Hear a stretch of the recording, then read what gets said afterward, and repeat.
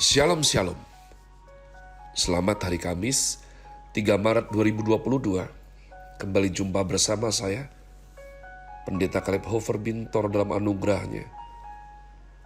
Penuh sukacita sampaikan pesan Tuhan melalui Grace Word, yakni suatu program renungan harian yang disusun dengan disiplin. Kami doakan dengan setia supaya makin dalam kita beroleh pengertian mengenai iman, pengharapan, dan kasih yang terkandung dalam Kristus Yesus. Sungguh besar kerinduan saya bagi saudara sekalian, agar supaya kasih dan kuasa firman Tuhan setiap hari tidak pernah berhenti menjamah hati kita, menggarap pola pikir kita, dan terutama kehidupan kita boleh sungguh berubah menuju Christ likeness. Kita berada dalam season spring dengan tema bulan ini Loving the King.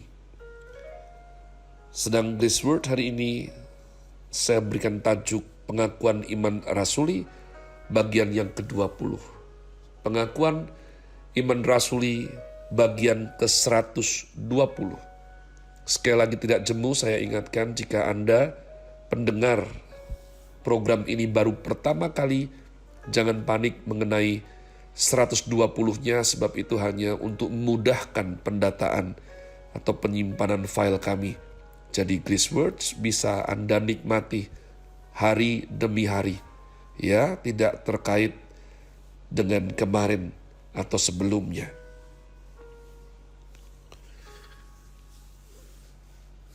Mari sekali lagi kita membaca. Saya berdoa sudah ada yang hafal, yakni warisan iman Kristen yang langsung daripada para rasul Kristus Yesus. Pengakuan iman rasuli.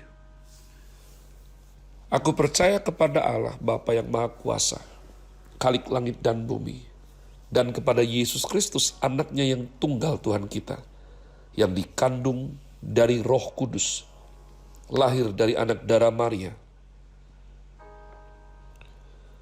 yang menderita sengsara di bawah pemerintahan Pontius Pilatus, disalibkan, mati dan dikuburkan, turun dalam kerajaan maut, pada hari yang ketiga bangkit pula dari antara orang mati, naik ke sorga, duduk di sebelah kanan Allah Bapa yang Maha Kuasa, dan dari sana Ia akan datang untuk menghakimi orang yang hidup dan yang mati.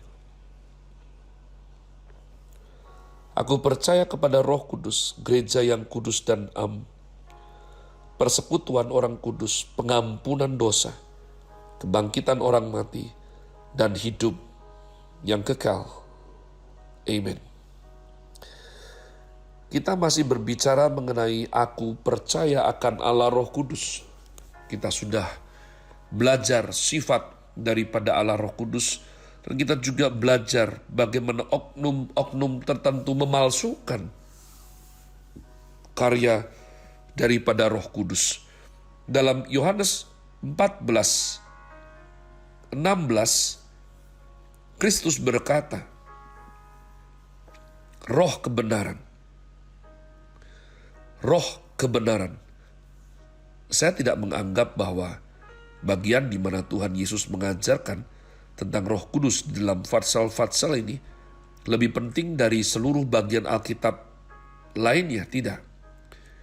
Karena sebelumnya di Perjanjian Lama, para nabi telah menyampaikan nubuat Allah diinspirasi oleh Roh Kudus dan berbicara tentang Roh Kudus.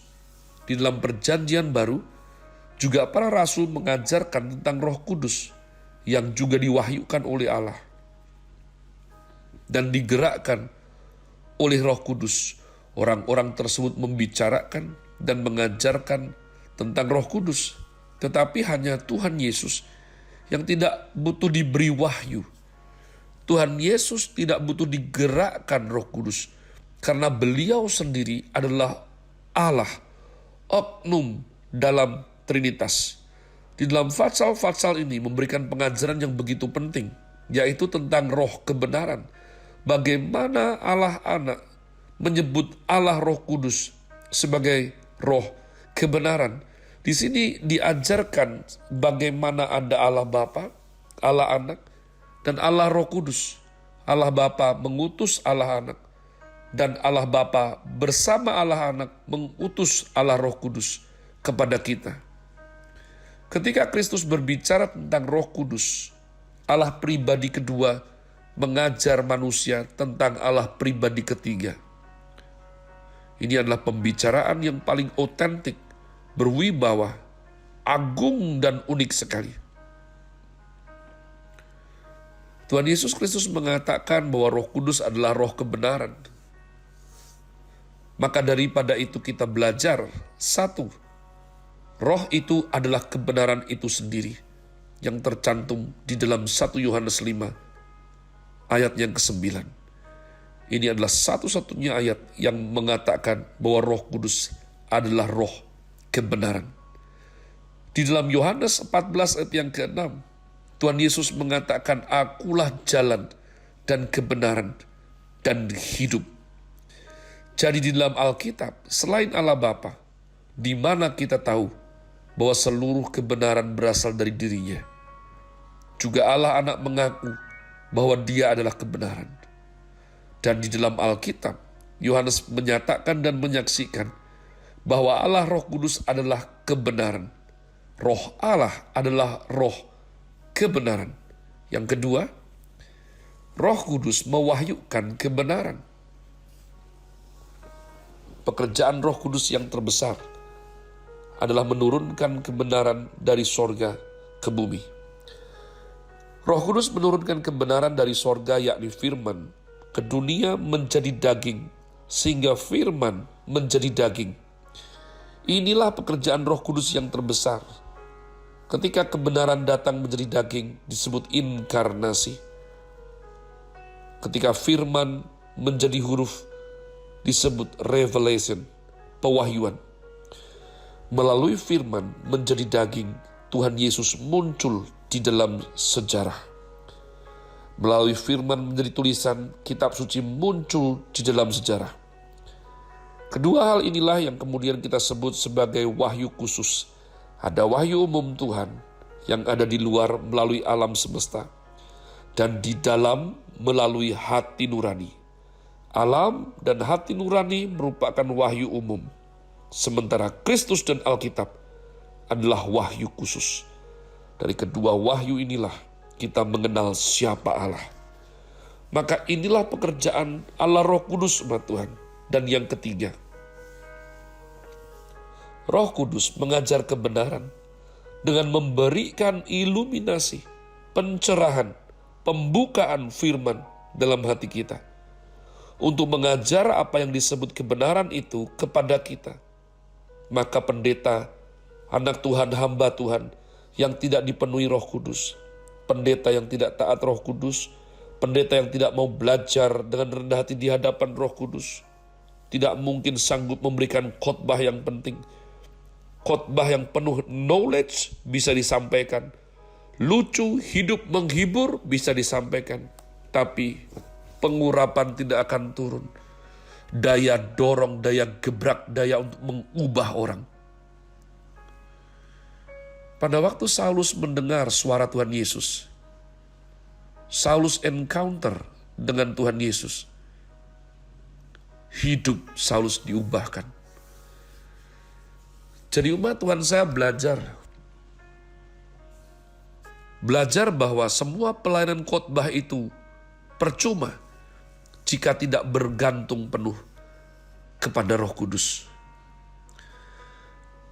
Karena mewahyukan kebenaran hanya bisa dilakukan oleh sang kebenaran itu yang adalah roh kebenaran, yang merupakan fungsi Allah Roh Kudus ada.